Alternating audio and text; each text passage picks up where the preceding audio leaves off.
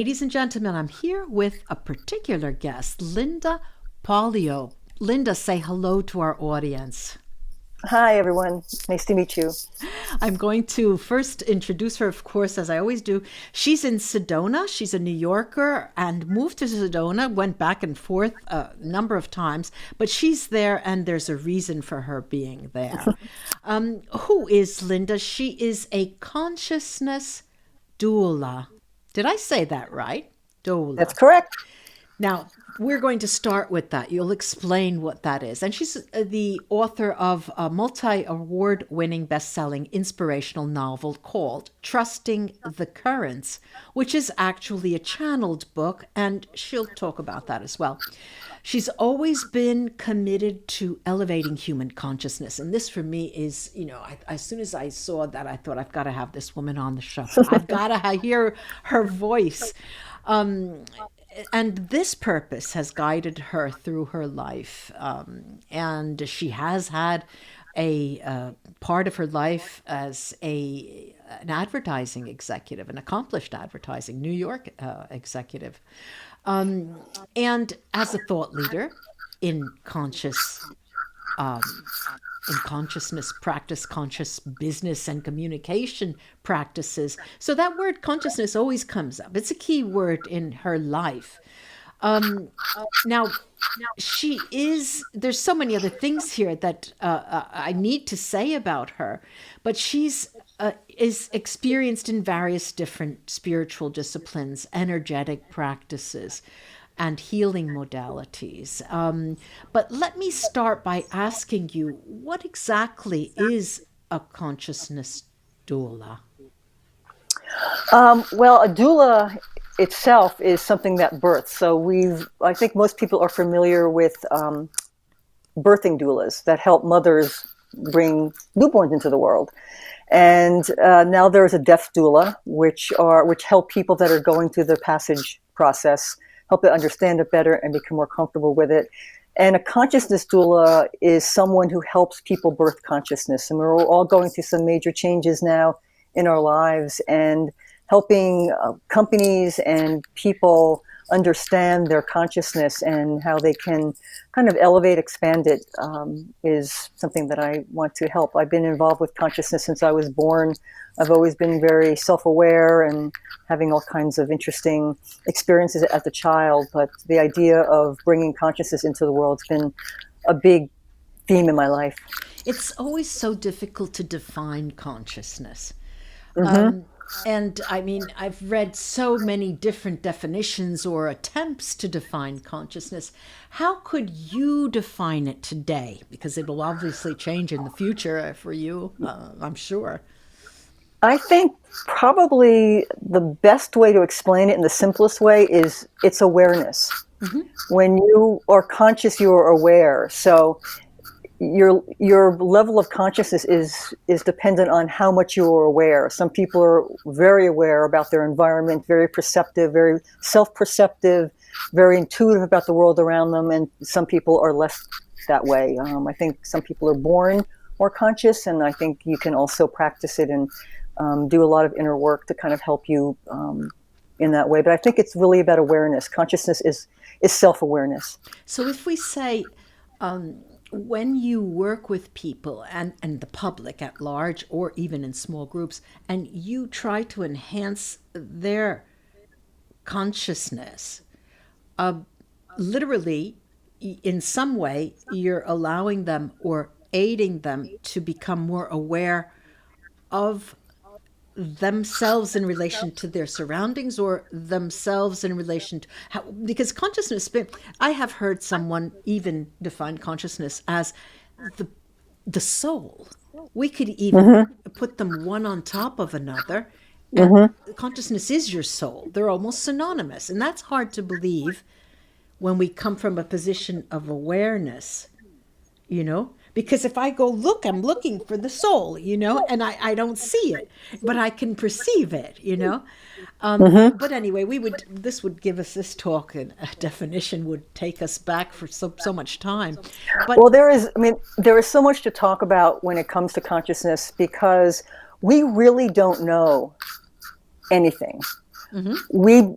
we believe based on our personal experiences, and anyone who's had sort of mystical experiences or experiences that are what would be considered otherworldly, they'll have a different perspective on what consciousness is. But all we do is we have this. I always say that I live in a landscape of possibilities, and that landscape of possibilities is everything about consciousness. So everything is possible.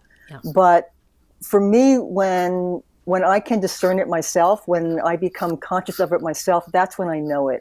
Yeah. And that's the only thing I can really speak about, are things that I've had personal experiences with. But I believe consciousness is the most undervalued and misunderstood universal experience that we have on the planet right now. And it's really important that people start really learning more about it by doing their own inner work and just by being super aware all the time. I mean, consciousness is awareness. So if you sit in your own house and you just pay attention to literally everything in the room, the chair, the couch, how you feel, the different noises you hear, that actually helps you kind of cultivate and develop a more expanded sense of awareness. So after we spend so much time talking about consciousness and the definition, and I'm sure that it will change in time, as I believe, let me ask you about, I don't know exactly where to go, because you've channeled a book, Trusting the Currents.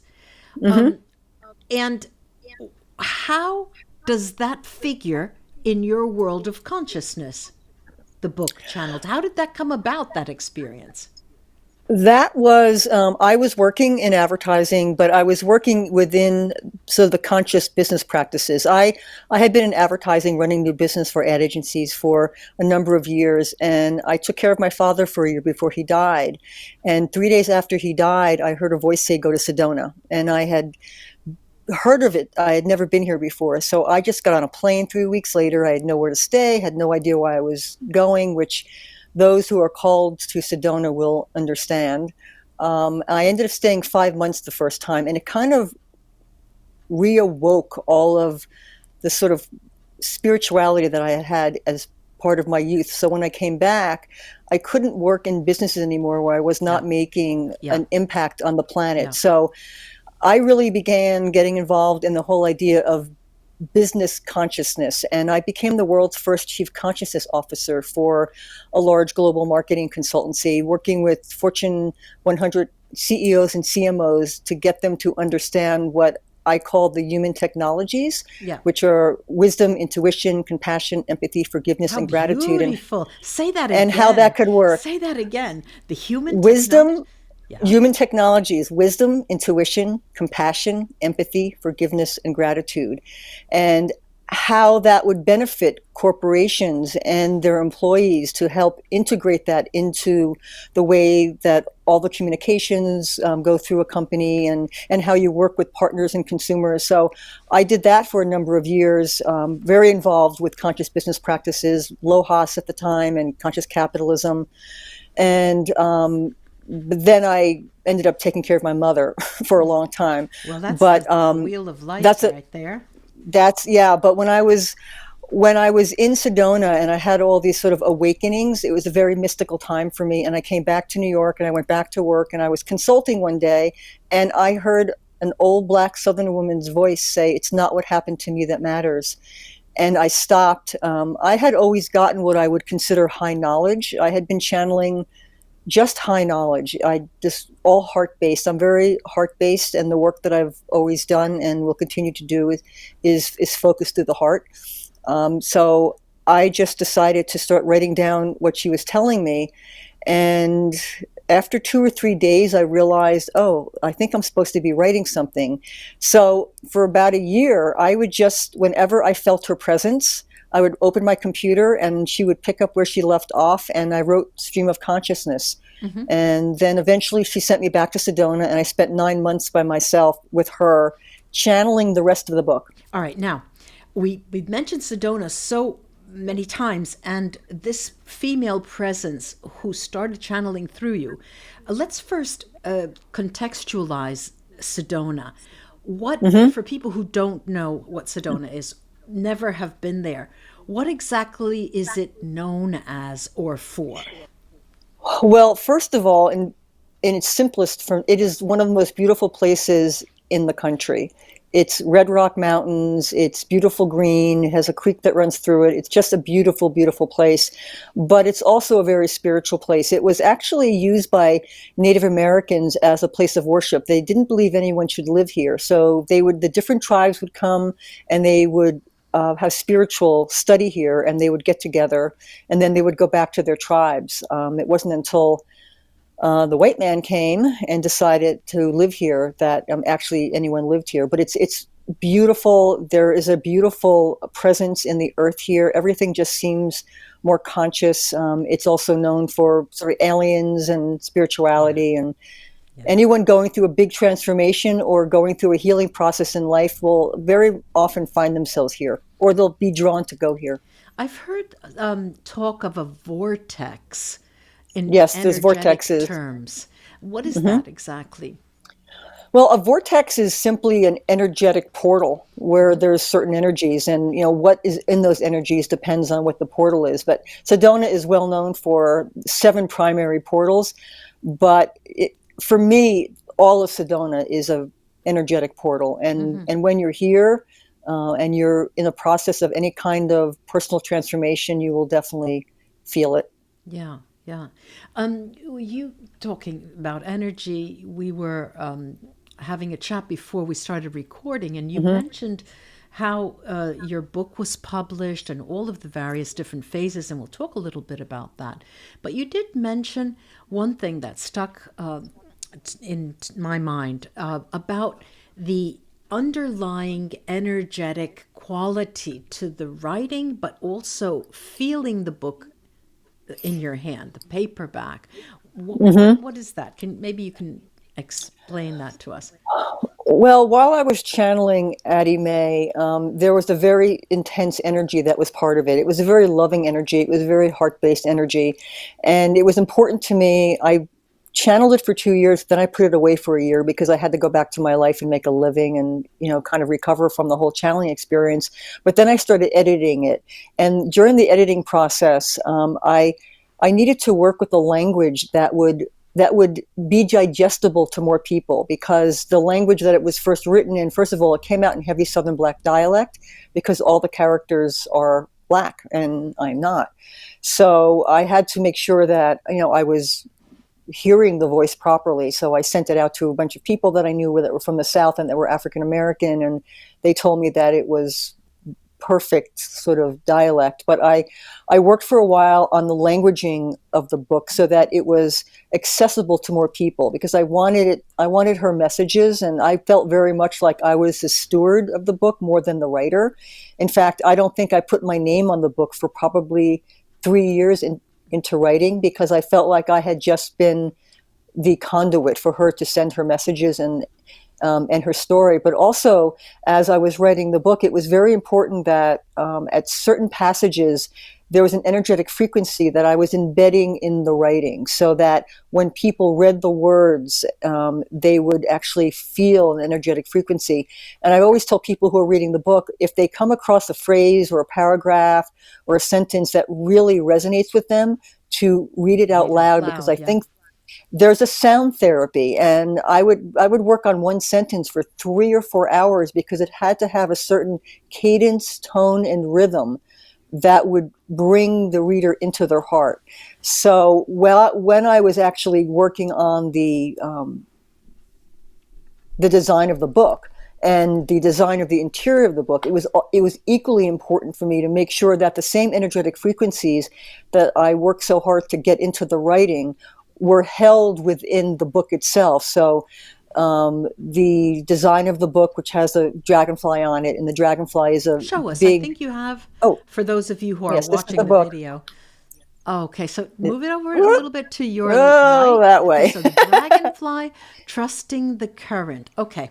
Yes, and the dragonfly represents the character, Addie May Aubrey, who is the narrator of the book. And when you read the book, you find out why. But it's all based also on, while I was reading the book, particularly when I came back to Sedona, she would bring me, most of the time I would just listen to her. I used to call it the indigo abyss because I would sit there and wait for her to come. And it always had this indigo color.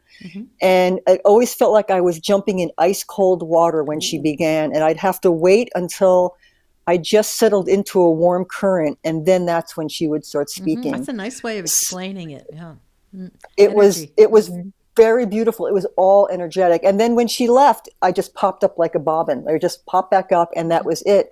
And even if I tried to write more, I couldn't write what she was writing with me. So I was very much just being dictated to at that point in Yeah. time.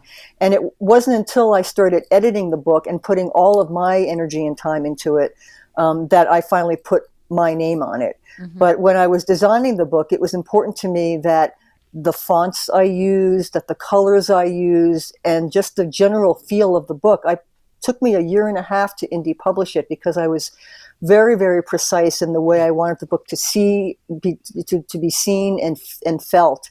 And so, I always tell people if they can to buy the softcover book because even though the energetic frequencies are still in the Kindle book, there's something about holding that book, and I get this a lot, that people can feel the book before they open it up. Hmm. And if you had to describe the story, because I like to use that word story because Mm-hmm. everything is a story. If you had to Yep. describe the book's story in a sentence, could you do that? Well, it's hard. I mean, it's the story itself is the coming of age of a young Southern Black girl in the late 1930s rural South. Hmm. That is the simplest way to explain the Okay, story. good. But there's three levels to the book. There's the story, and they kind of weave together. There's Hmm. the story of Addie May and her family. There are spiritual messages that are woven through the book that anyone who read it can relate to, and almost everyone who reads the book feels like they are Addie May. She just Mm. brings her story to them. It's like as she's telling you her story, Yeah, she's telling you your story too. yeah. And then there's the energetic frequency embedded in. So these three threads are all woven together. Well, this brings me then to the last question concerning the book. Mm-hmm. Many books obviously have an audiobook component, and I was Yep. wondering if you've ever considered that. Will that be coming up? I would love to do that. The problem is because the book is in three parts. The small parts are the prologue and the epilogue, which is my journey of the book coming Writing to this. me Hmm. and my relationship with Addie May. And then the most of the book is her story. But I would want a Southern Black woman Of to course. be. I'm not reading the book. Of course, of course. But that is in the So, cards. I mean, that but could. yeah, that is definitely in the cards. Hmm. I'm still. This book is has been probably the most influential experience of my life because it led me in a completely different direction, and it continues to. And it's been a long journey with Addie May, Nice. and she's taken me on quite a ride so far. So the audiobook is definitely in the cards Good, for the good, future, as I hope a good. movie will be at some point. Ah, wonderful. I was thinking about that when you were talking. Yeah. All right. So now there's, of course, we're opening up another topic here, but it is Hmm. so important. One of the things that you mentioned, which could be an interesting topic, is the current global transformation and where we are heading. Now, Okay. that It's a is, loaded question. yeah, it's a big, loaded question here. Where do we start? Well, I mean, I think it's not a surprise to anyone who's watching this that we're going through a major global transformation.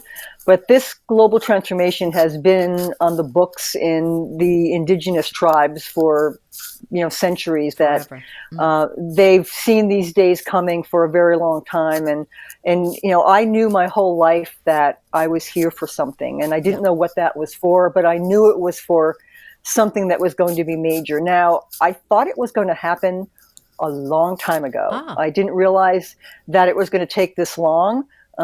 But and I had no idea what form it would take. I just knew that we were going into something that was not going to be easy, and that was going to transform everything about who we are as human beings, and who we are on the planet as well. And that has begun. The pandemic, I believe, was just the beginning of it. That was kind of a revolution of our circulatory system. It sort of changed the way that we move and operate and where we go and all that. And I think as we go into the next year or two, I think we'll be going through more structural changes. There'll be more institutional changes, and more, probably also a lot of earth changes with or hurricanes and tornadoes, Right. but everything that shakes us up. And I think it's important that people realize that we will get through this. It's not going to be the end of the world, but it will feel like the end of the world, because it's the end of the world as we knew it. And the more we can get people to become more conscious and to become more self-aware and to care about each other, and to do the inner work, because the more you learn to work with your own inner trauma and your own inner guidance, the better off you're going to be, and the better off the world's going to be in general. Yeah. So again, we're talking about consciousness, and the Mm-hmm. key word here is change and embracing change. And we know, I mean, biologists, all scientists will tell us that life is change. You Yeah. cannot live without change. Okay. So let's say that probably one of the keys to the transformational process in future is how we are able to embrace change and adapt to that change and even look for change in the Mm-hmm. future.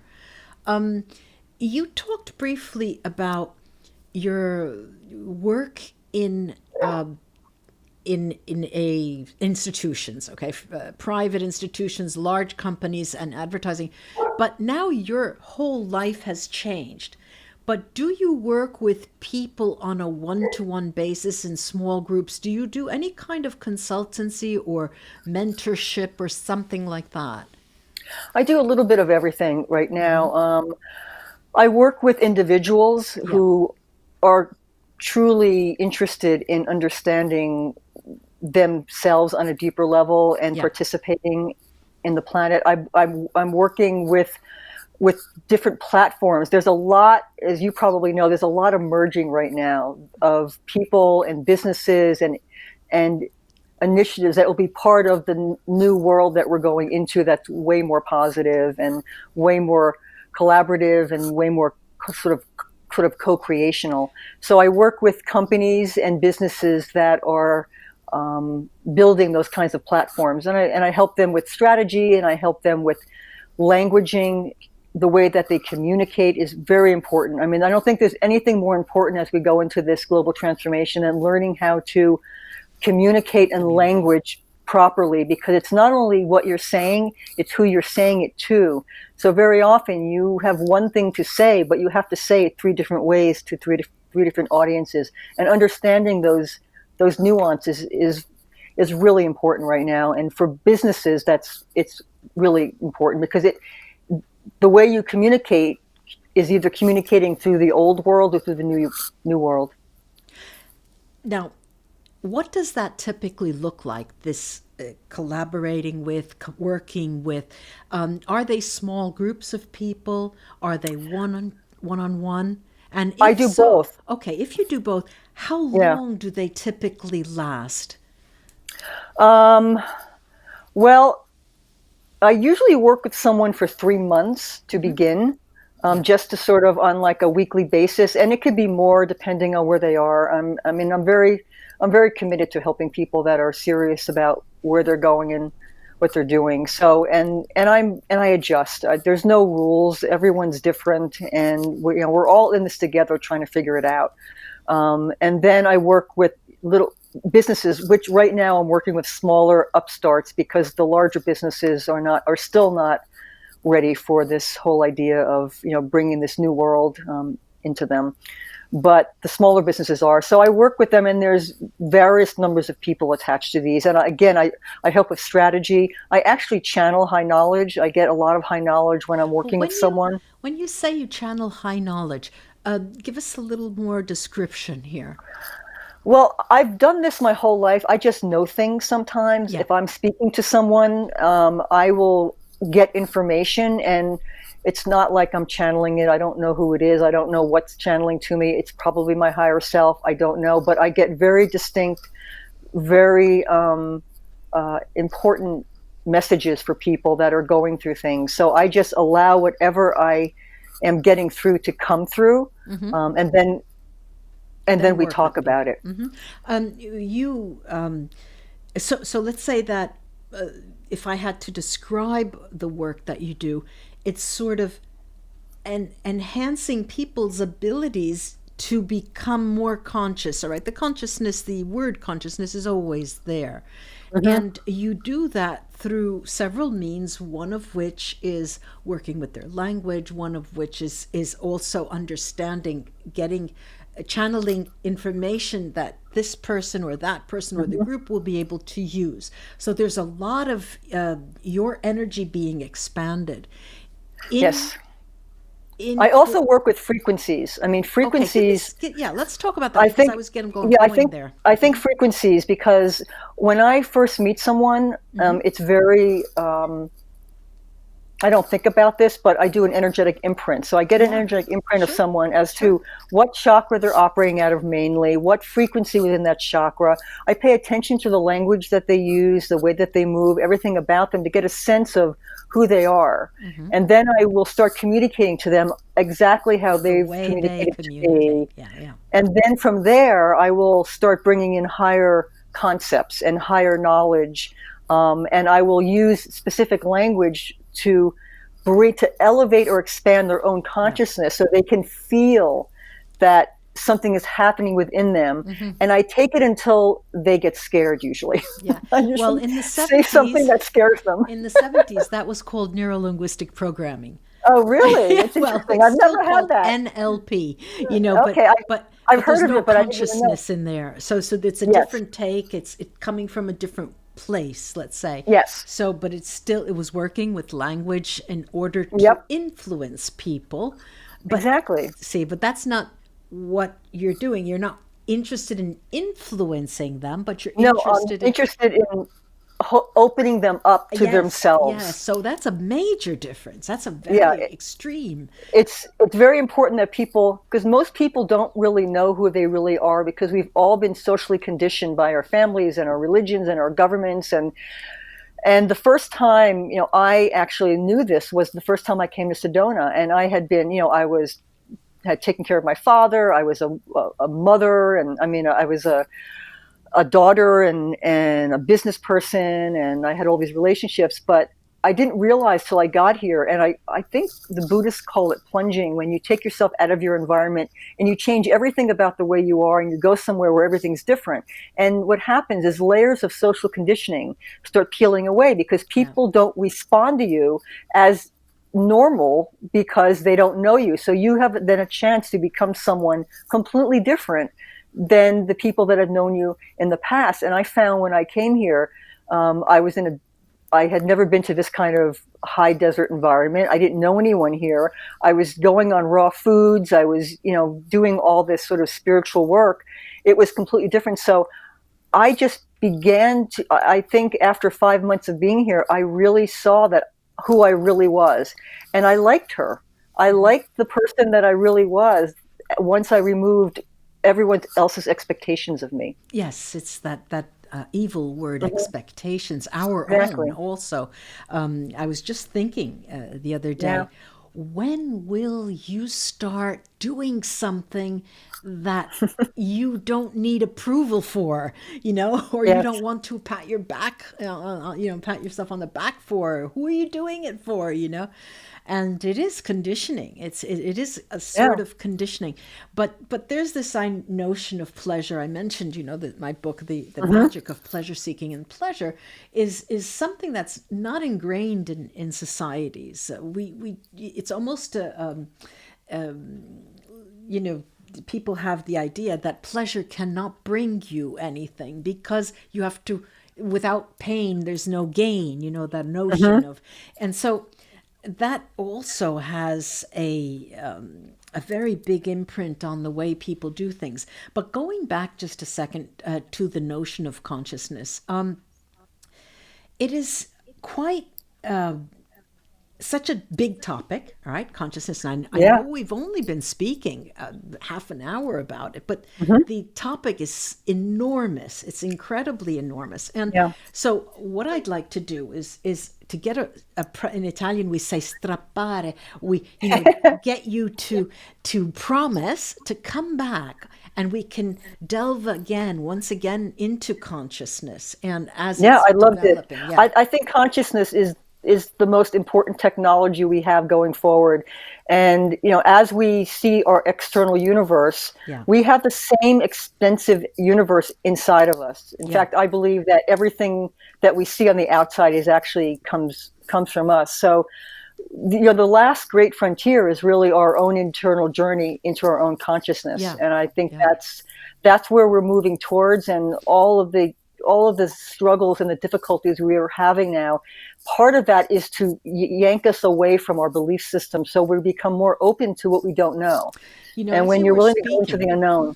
As you were speaking, you made me think of the lifeline. You mentioned your parents often in this process, your dad passing, your mom passing, you taking care of them. That is a line that is broken, because the cycle of life then evolves. Now, you never really get rid of the memories of who you are through their eyes, right? I'm wondering how, I was just thinking about that the other day, and I thought, here I am on my own 2 feet. Mom and dad are gone. Sorry. But but they influenced me. So I wonder what they would think if they saw me now, And we still are sort of rooted in that because our soul seems to migrate towards certain experiences that that the souls want to have, and for different reasons. And in your case, you have your reason. There's these 2 poles, New York City and Sedona. I mean, the opposite ends of a spectrum, really.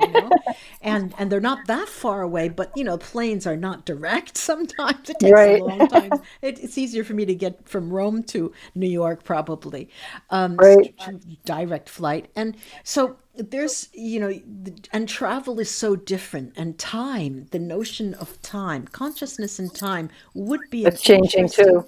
Yeah, it would be a great topic for the future, consciousness and time. Definitely. Time's a big deal right now, and we don't really know what it is. I mean, time has always been a fluid construct. Yeah. That's why we have daylight savings time. We change time to fit us, but we don't really. Doesn't change, does it? No, we stay the same the whole time. Yeah, I know. So I'm always trying to find where I am, because again, I am where I am right now, but it changes depending on where people are that I know.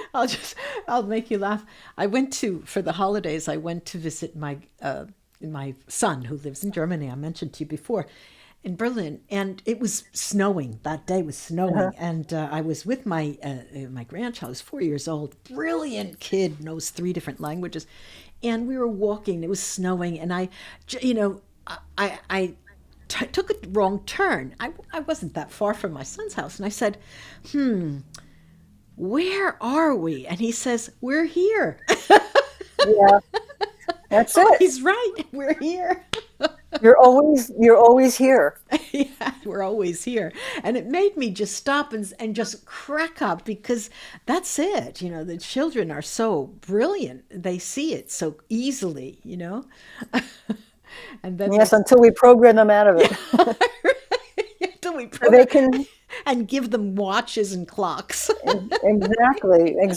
I mean, that's why the shamans of the tribe were so important back in the day, because they allowed the other tribe members to go and become warriors or farmers or whatever they were, but they held that secret of what time was and what consciousness was and what came in the afterlife. They were willing to they went into hell. I mean, shamans, basically go into hell to bring back the jewels. And Yeah. we have to remember that as we go through our difficult times, is that, suffering does have its gifts. And Yes. once we learn to accept this, what's happening to us, and go into it deeper, we will start discovering that it's actually giving us new directions to go into. And I think, that's been an important sort of lesson for me as I've, gone through all this myself too.